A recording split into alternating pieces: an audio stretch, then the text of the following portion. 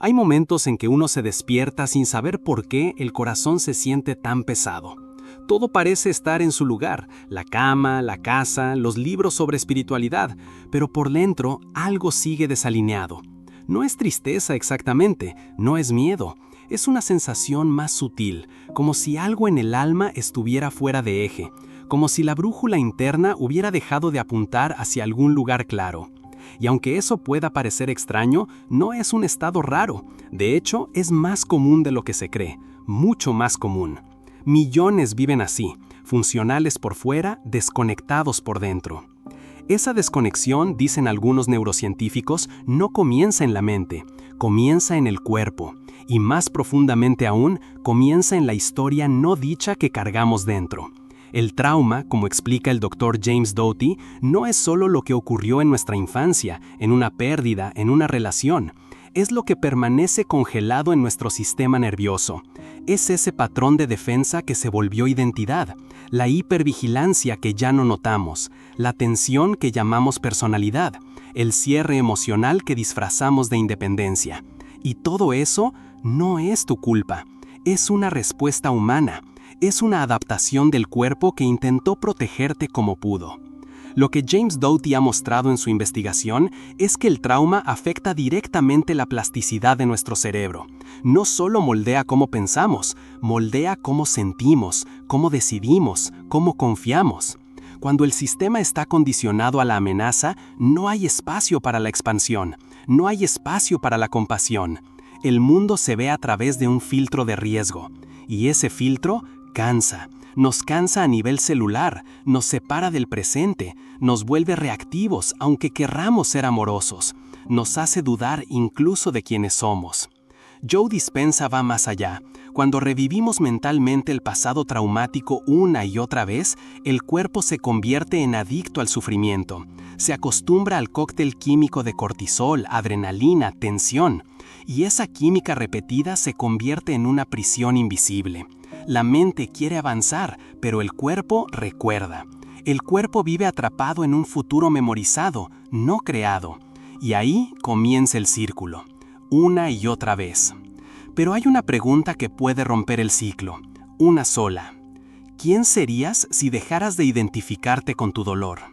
No quién fuiste antes del trauma, sino quién eres debajo de él, quien está esperando emerger cuando ya no sea necesario protegerse. Quizás por primera vez en años, quizás por primera vez en toda tu vida. Este no es un video sobre respuestas rápidas, tampoco sobre soluciones instantáneas. Este es un espacio de reencuentro, de silencio consciente, de comprensión profunda sobre por qué a veces parece que todo lo que aprendiste no basta y qué parte de ti está pidiendo ser vista, no corregida. Si estás aquí, quizás no es casualidad. Quizás tu alma no está perdida. Quizás solo está cansada de fingir que está bien. Y si ese forzar se detiene, si ahora mismo te das permiso para escuchar, sin necesidad de resolver, podrías empezar a sentir algo que no viene de la mente. Una pequeña señal, una vibración tenue, una memoria antigua que te dice, aún hay un camino, y no lo tienes que recorrer solo. Hay una forma de dolor que no hace ruido, no causa lágrimas inmediatas, no paraliza como una crisis evidente, pero está ahí, vive en lo cotidiano, en la mirada que se apaga de a poco, en las decisiones automáticas, en la desconexión con el cuerpo. Muchos lo llaman vacío, pero no es un vacío real, es más bien una ausencia de conexión con lo que alguna vez estuvo vivo y palpitante dentro de nosotros. Es el eco de una emoción que no pudo ser sentida cuando era necesario. Es una parte de ti que gritó y no fue escuchada. Este vacío no siempre comienza con un trauma grande y evidente. A veces es el resultado de años de pequeñas negaciones, años de tener que ser fuerte, de no molestar, de funcionar. Es el trauma crónico de baja intensidad, una forma silenciosa de sufrimiento que no se diagnostica, pero se siente. El cuerpo lo lleva como si fuera una carga invisible, y la mente, en su intento de seguir adelante, aprende a ignorarlo. Pero ignorar no es sanar, solo posterga lo inevitable. Cuando vives así, sin saber exactamente lo que sientes, pero con la certeza de que algo está desconectado, el alma comienza a hablar de otras formas. Lo hace a través de la fatiga existencial, esa sensación de que todo cuesta más de lo que debería. Lo hace a través de la falta de deseo, del insomnio sin causa, de una espiritualidad que ya no vibra, de decisiones que se toman sin alma, como si alguien más viviera dentro de ti. No porque seas débil, no porque hayas fallado, sino porque tu sistema aprendió a congelar para sobrevivir, y congelar también duele. El cuerpo es sabio, guarda lo que la mente no puede sostener, y aunque esto parezca injusto, en realidad es una forma de amor biológico. El cuerpo te protege, incluso cuando tú no sabes de qué. Pero llega un momento en que esa protección comienza a asfixiar, en que la coraza se vuelve prisión, en que la anestesia se convierte en desconexión. Y entonces aparece el grito. No un grito audible, sino un impulso interno, a veces desesperado, de volver a sentir, aunque no sepas por dónde empezar, aunque sientas que has olvidado cómo hacerlo.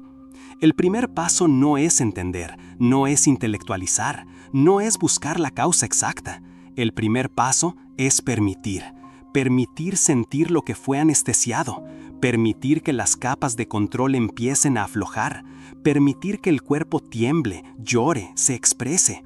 Porque debajo del vacío no hay muerte, hay vida que espera, vida que ha estado contenida, vida que aún es tuya. Y si ahora mismo hay una parte de ti que no entiende lo que siente, está bien, eso también es parte del camino. A veces el alma no necesita explicación, solo espacio, solo presencia, solo alguien, quizás tú mismo, que por fin se quede cerca sin exigir que todo haga sentido. El grito silencioso dentro de ti no es un error, es un llamado, y cada llamado contiene una semilla de regreso. A veces, lo que parece despertar es solo otra forma de huir. En este mundo de espiritualidad al alcance de un clic, es fácil perderse en palabras elevadas, rituales luminosos y frases que prometen paz. Pero la paz no siempre llega por el camino más bonito. A veces, para hallarla, hay que pasar por lugares oscuros, por emociones crudas, por memorias que duelen. Y cuando no estamos listos para enfrentarlas, podemos caer en una trampa sutil. Usar la espiritualidad como disfraz, como escapatoria elegante, como negación encubierta. La meditación no siempre es presencia, a veces es silencio forzado.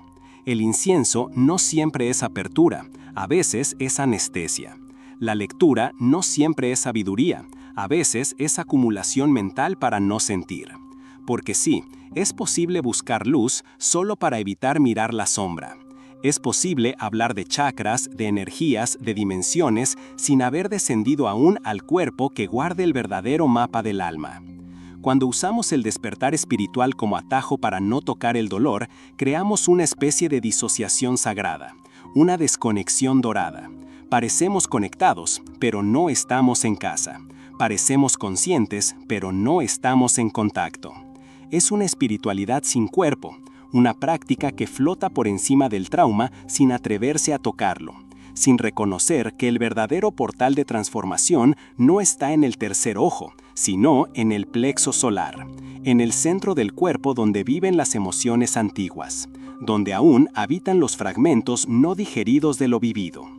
Y esto no es un juicio, no es una condena, es una llamada amorosa, porque todos en algún momento usamos lo que tenemos para sobrevivir, incluso lo espiritual, incluso lo sagrado. Pero el alma no quiere que sobrevivas, quiere que vivas, que encarnes, que bajes del cielo mental al suelo del cuerpo, al lugar donde duele, al lugar donde sana.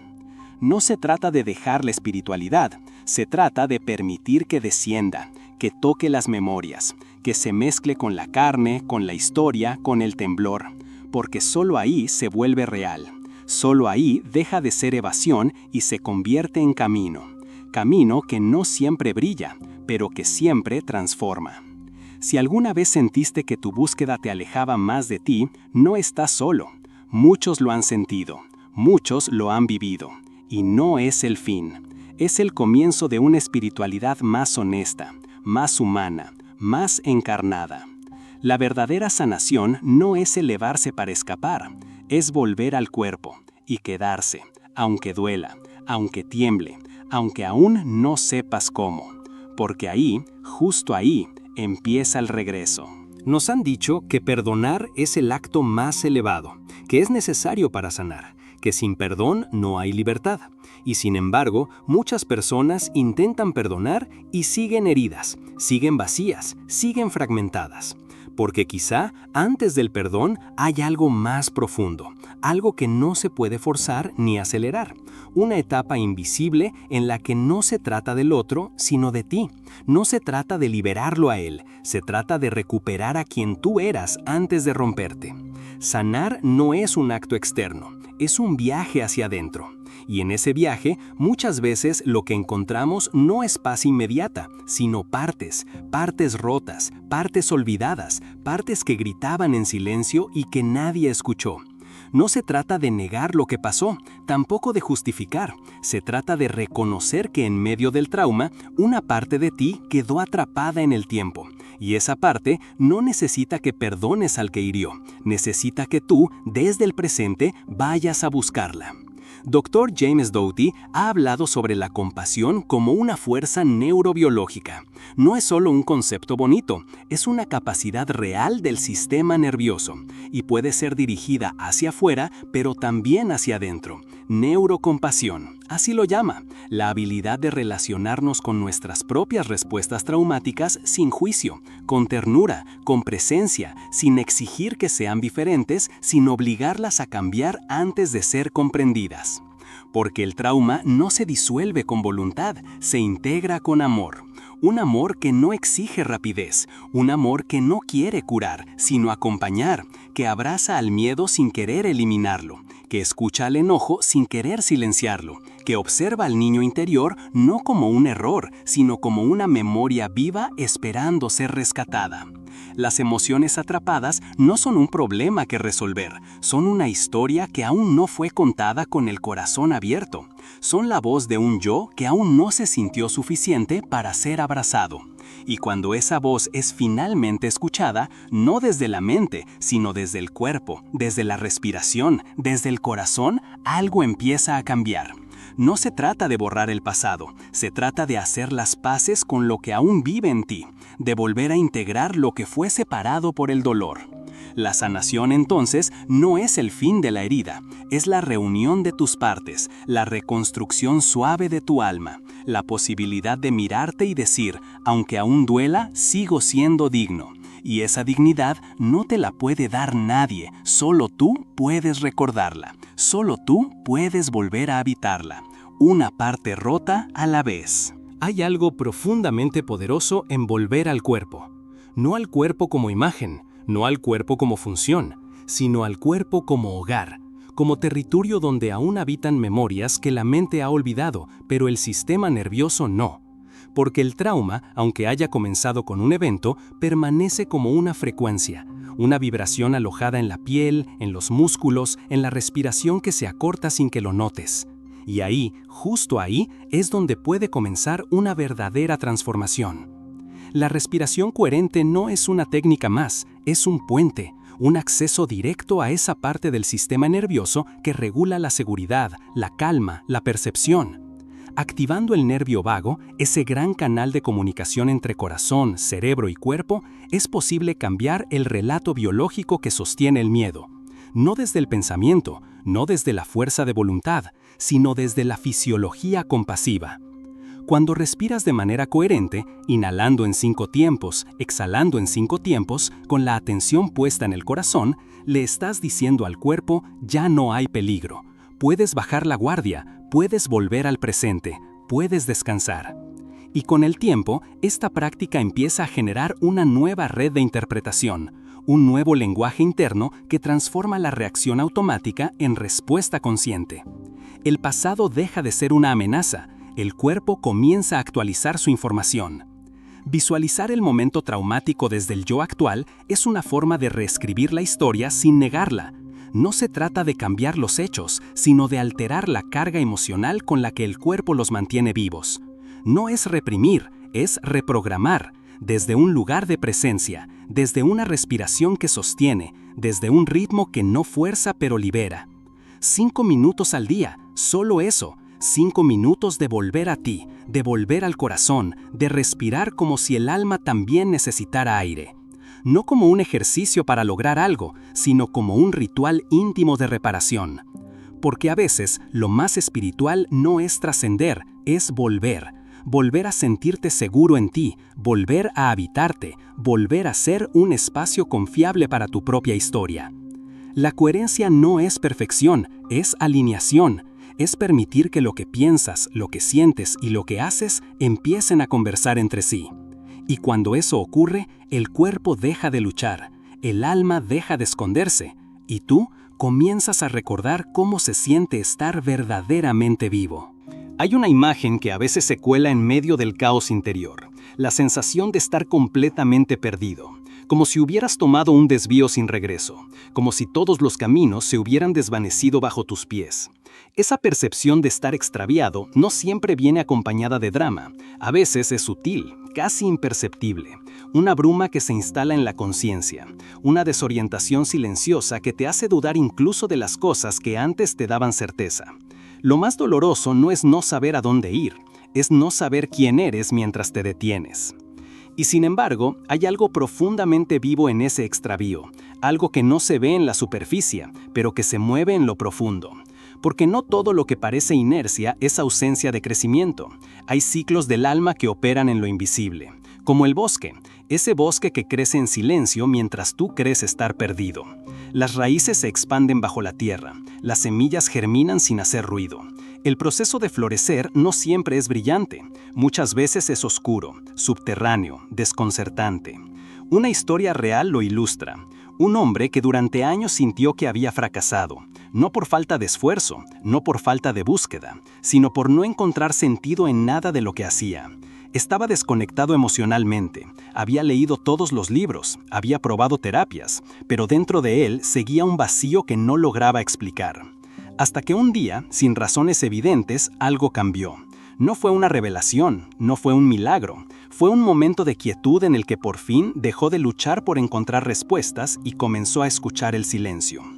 En ese silencio algo se reveló.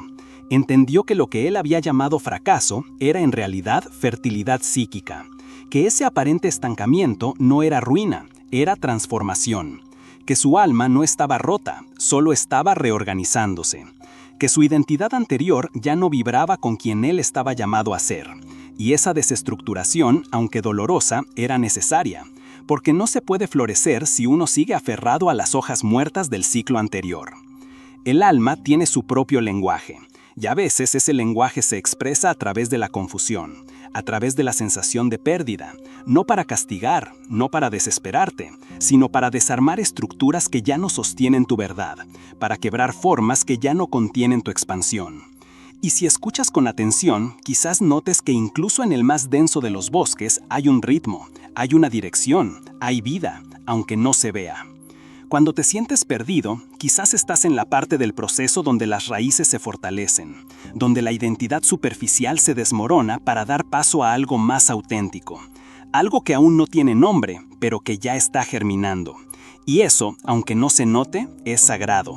No estás roto, no estás fallando, estás en transformación. Estás siendo reconfigurado por dentro, y lo que hoy se siente como niebla, mañana puede ser claridad.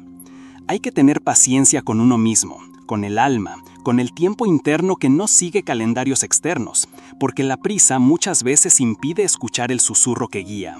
Y ese susurro no grita, no impone, solo acompaña, como un murmullo de bosque en medio de la noche, como una promesa no dicha.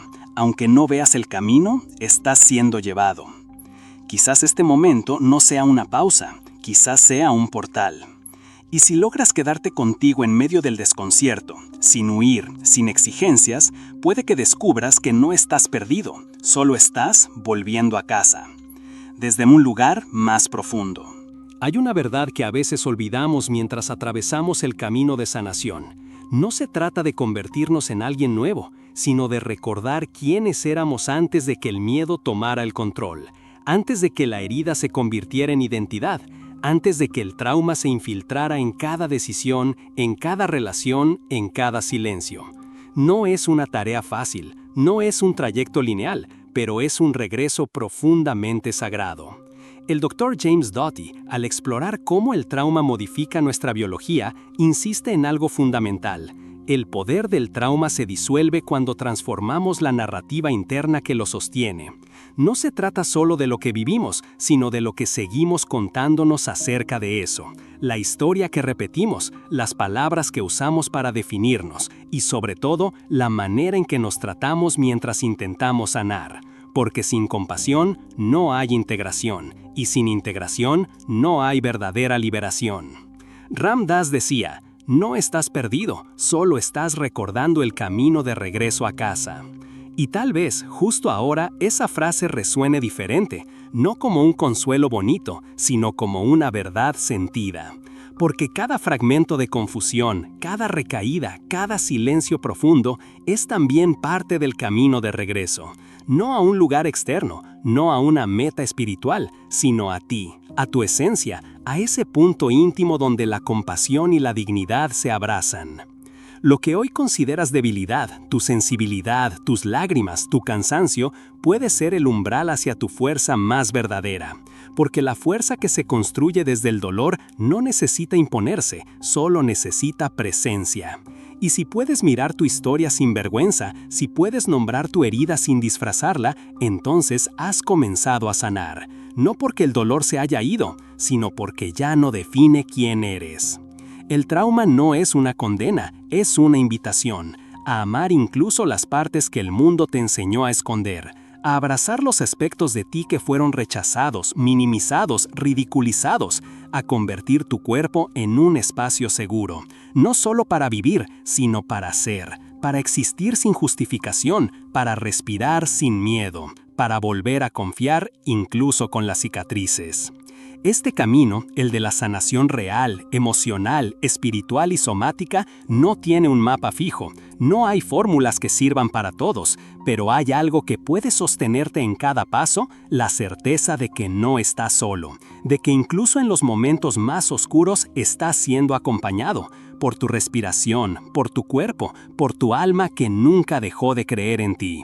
No importa cuántas veces hayas sentido que no puedes más, no importa cuántas veces hayas querido rendirte, estás aquí, escuchando, respirando. Eso también es resistencia, eso también es amor.